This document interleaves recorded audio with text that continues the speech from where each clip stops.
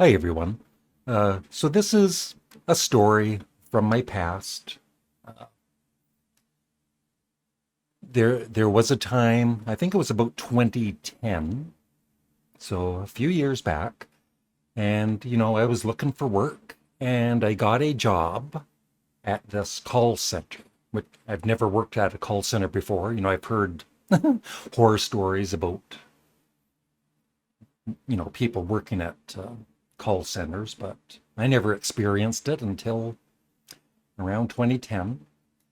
So, and it was at a local place called Stream. So if you live in this area, you might remember it. It's still around, but it's a different name now. And so I think it was a 6-week training course, and the pay was pretty good. And you would just, sit in the classroom for 7 hours or so and supposedly be trained. And then at the end, there was a test and everything, of course. And we had a pretty good class. I think there were about 25 in the class. And we all graduated. And the funny thing is, when you finally went on the floor to answer calls, and this I think was for the Rogers cell phone company. And and the first week you had people helping you. I definitely needed help. So did the others. The training just wasn't very good. You realize that once you're on the floor that you don't know you don't know anything of what you're doing. But like I said, the first week at least I had some help, but it was stressful. And then the second week you were basically on your own. Uh, and it was so stressful. And I remember one time, like I said, I didn't know what I was doing. And one time I'm on the phone with this customer and I'm looking over it, his bill and everything. And I was reading the wrong thing. And I was saying that he owed whatever, $1,000, whatever. And he just freaked right out. But like I said, I feel, I didn't know what I was doing. And I even hung up on a call or two because it was so stressful. And I ended up walking off the job, which, I'm not proud of, but I couldn't take it anymore. I didn't walk off the job. I just didn't return the next day. Yeah. Uh, and so anyway, uh, this video I made was for when the class graduated. The teacher knew my YouTube channel, Canadian Studmuffin, and I guess she was a fan of my comedy videos that I was doing a lot at that time. And so for the last day of the class, I thought I would put together a comedy video doing different characters. And I I think the teacher saw it first by herself and she loved it. She was laughing, I guess, and she wanted to play it for the class. And I didn't have much confidence. I had confidence doing the videos and doing these silly characters. And even online, I had confidence, but in person, it's different, right? Like when there's people with you and you don't know if they're going to like it or not. I've definitely been on stage a couple of times, and sometimes it's gone well and sometimes it's completely bombed, whatever plays I was in or whatever skits at school. And so, what I remember about this, and it's a good memory, even though some of this probably isn't funny, maybe some of it's kind of cringy, but I will say this. When she played it for the class, there was laughter. I was at near the front, and the whole class was erupting in laughter during the stupid skits I was doing. And it just, first of all, I was surprised in a good way. I'm glad it wasn't dead silence. But it made me just feel so good about myself and, how I love to make people laugh. But it was just such an experience to actually hear the laughter. Instead of reading, I'd get lots of, not that I wouldn't get bad comments, but 95% of the comments I would receive were always positive and, oh, you're so funny and you're a comedy genius. But it's different, when you're, when it's live, when it's real life and there's people around you watching your stupid videos. But like I said, it just made me feel really good. And what was scary though, and I seriously was dreading it, was when the teacher said that she was going to bring in one of the big wigs to watch it, like one of the big managers or whatever. And I was seriously thinking, this might not go over. Like, not everybody has a sense of humor. And I'm thinking, I might be fired. And so he's sitting there and the class is watching it again and they're all laughing. And he was thankfully laughing out loud. He loved it. And at one point, and this is, I think, the third time somebody has said this to me, he turned to me and he said, "What are you doing working here?" So yeah, that just made me feel good. So I have not watched this in a few years. And like I said, I'm playing different silly characters. I think I'm even dressed up as a woman, which I don't do very often. And so I'll watch it with you, and I hope it's not too cringy. I hope there's some funny bits. And I think there's a couple of jokes in there that were about my classmates. I remember one of them, his name was Bob. So here we go. I hope somebody out there laughs, but I won't hear the laughter. Hi, this is Larry Graves, aka Canadian Studmuffin, aka Luscious, aka Akehead. I think one of the women nicknamed me Luscious as a joke, I think. And that's my cat Jinx, who sadly passed away this past December. I really miss her. My hair is really short because in a YouTube video, I had it shaved bald when I reached, I think, 10,000 subscribers. And you can see Jinx is really happy to be helped. But she was a sweet cat. And I am with one of my cats, Jinx.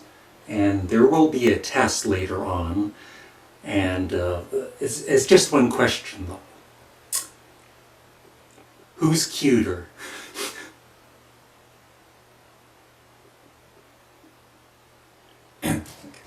Anyway, you're about to see some of the people you will be working with when you are on the floor. So I also wanted to mention, this is going to be a long video. I apologize. I hope somebody's watching. For all of our class, like I said, there were about 25 people. I think within a couple of weeks, everybody had quit, except maybe one person. So I didn't feel so bad after that, hearing that. I'll shut up now, and here we go. Yeah, but I better get paid this time. Hello, my name is Gus, and I am one of the senior managers for the wireless thing. And so if you have any problems, you will report to me and I will try and help you out. I used to be a cleaner of the washrooms, but luckily I was promoted to a manager, and there's an inside joke even about that. Is a far less crappy job, believe me for sure. Anyway, I hope you have lots of fun working, because I know I do, because I really don't do nothing except walk around and listen to my MP3 player. Your friend Gus. I can't wait to see you all working, answering those phones and raising your hands. Excuse me. Hi guys, this is Phil McCracken, and I have been working, and now I am working for the department, and I just want to say that it is a fab job, and I really like it a lot, and I like talking to people on the phone, although sometimes you are going to get some very weird people on the phone, and you have to learn how to handle them, because when they're talking weird to you, you have to know how to respond to them and not make it look like you know that they are weird even though they are weird. But the best thing are the fries in the cafeteria, and the pay is quite fab. Although I do not like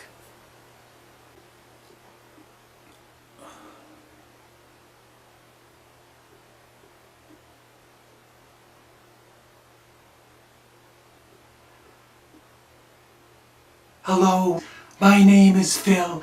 Can I have your last name and your first name, please?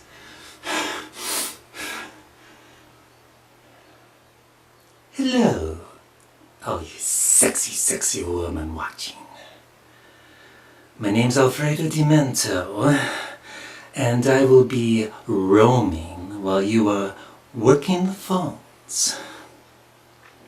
And I just want to say that I will help you in any way possible, if you know what I mean. And I actually used to date one of the women in the class, you know? Her name was Connie. And, believe me, I used to make her hum. Her last name was Hum. Although, after the second date, I had to break up with her because her constant snorting drove me up a wall. Yeah, she would snort when she laughed. So I'll see you out on the floor, you sexy, sexy woman. And Bob too, no? I'm not a fairy. Just remember that cross-eyed albinos are people too.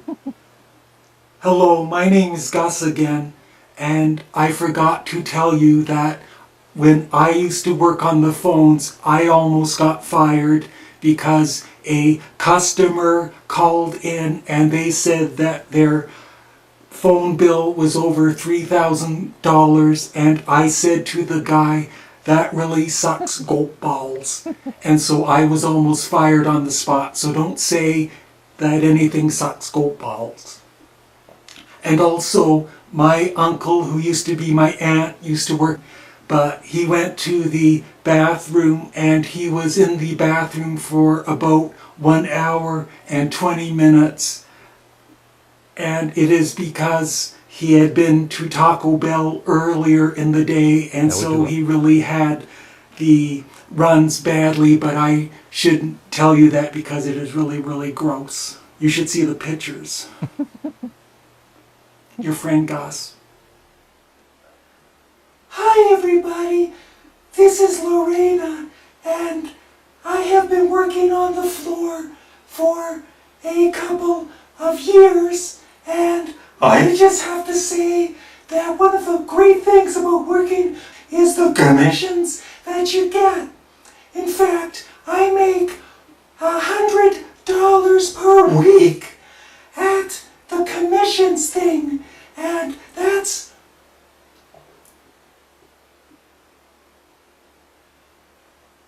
$400 per month. And by the end of next year, I will have enough money to pay for the little operation that I need. And then everything will be pretty... Excuse me, I had an itch. Oh boy. Then everything will be pretty normal. So, thank you.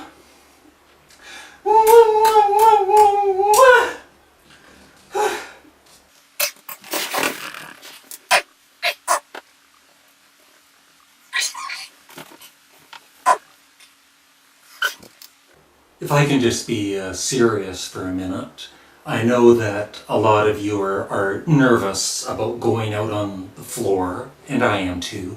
And all you have to do is just try your best and remember there's always help out there. You know, there's Gus, there's Alfredo, and bra strips. Excuse me. So there's help out there. Oh, God, I would hate to be a woman pulling up these straps all the time.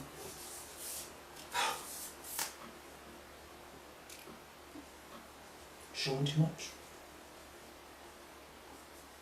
Just remember, don't show your cleavage.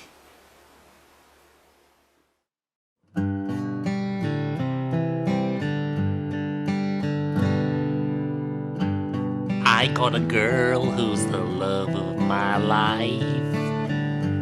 Talking about my dog, not my wife. Unlike that bitch, she causes me no strife. Big smoochie for my poochie. She protects me wherever I go. Some places my wife don't even know. And the way she nibbles on my toe, big smoochie for my poochie. I love that girl with all of my heart, except maybe when she's got a fart. That's the only time I wish we were apart. Big smoochie for my poochie. She's got fleas, but I got them too. As for my wife, if she only knew, I'd rather eat dog food than her dang stew. Big smoochie for my poochie. I got other critters, but nothing compares. Screw the pig, sheep, and all the mares. I love my dog so much, everyone stares. Big smoochie for my poochie. She just turned 15 years old today. Let her live forever, I always pray. If you take anyone, take my wife away. Big smoochie for my poochie.